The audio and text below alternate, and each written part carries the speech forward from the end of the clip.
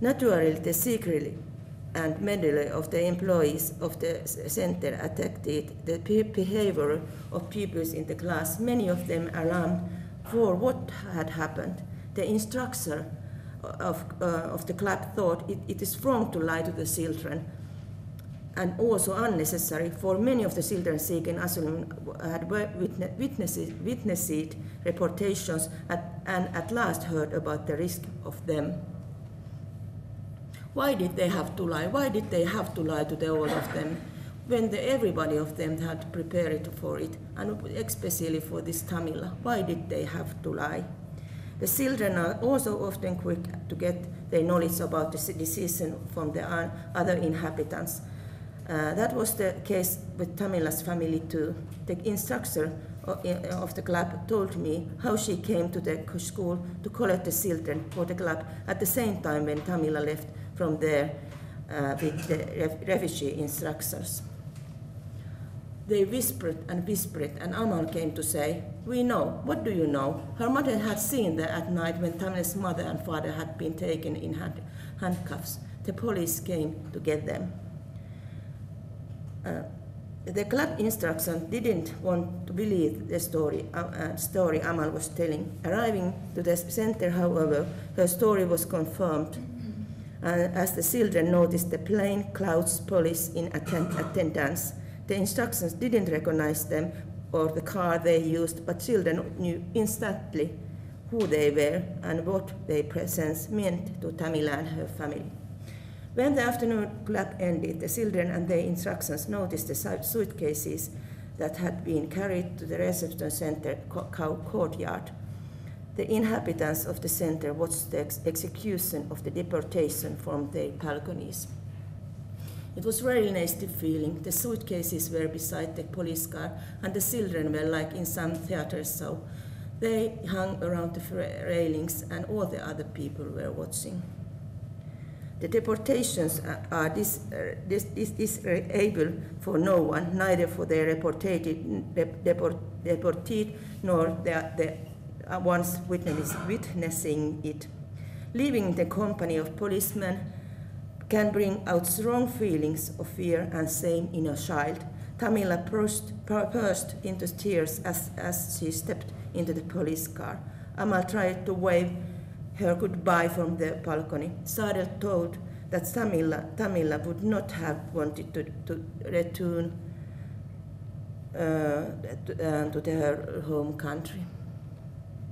She wanted to stay here because her friends were here. She really wanted to stay with us. She cried a lot. She wanted to continue in our school. Okay.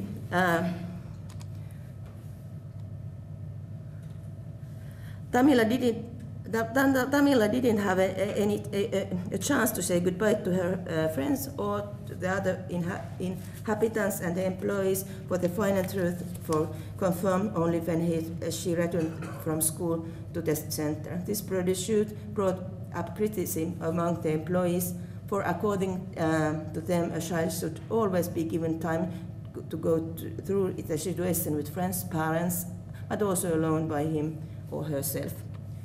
Then the other kids cried because they couldn't know say wherefore, farewell, could not say goodbye. May it would have been bad for the girl. The departure would have been more difficult, but then she has to go through that process at some point anyway.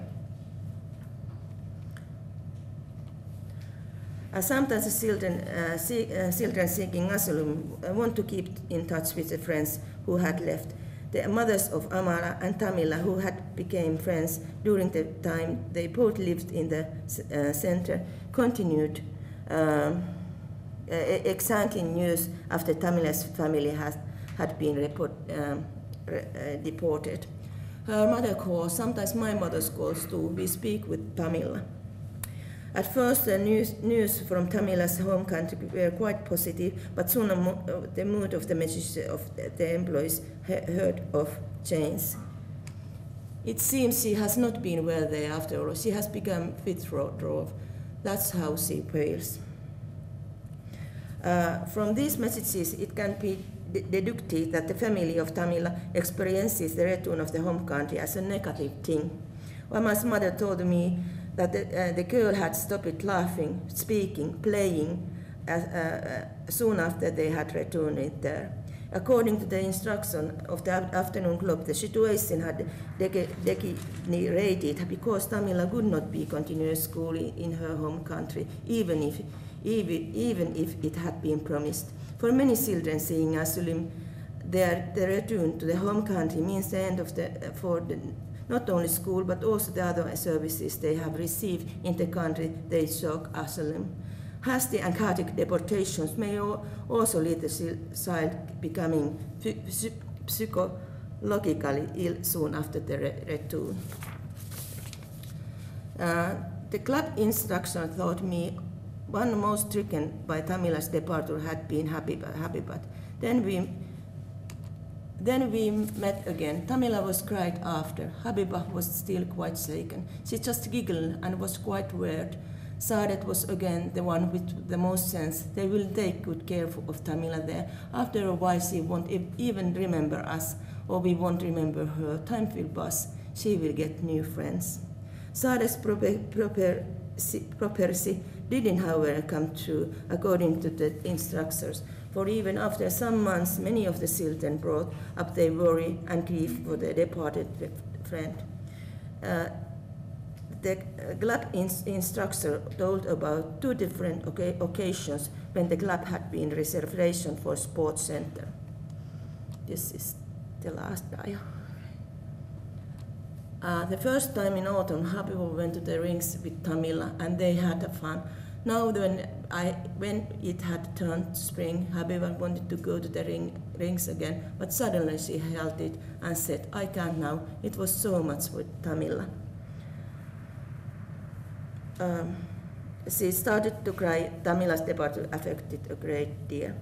Amal too became emotional when reminiscing her good friend a good while after the deportation had happened. The grief took a long time for them to overcome, probably because they had had no possibility to actually say goodbye and to process their feelings together. Sometimes the difference between children and residence centers have lasted for years. In deportation, that shared lifetime is cut short quickly and violently. Thank you.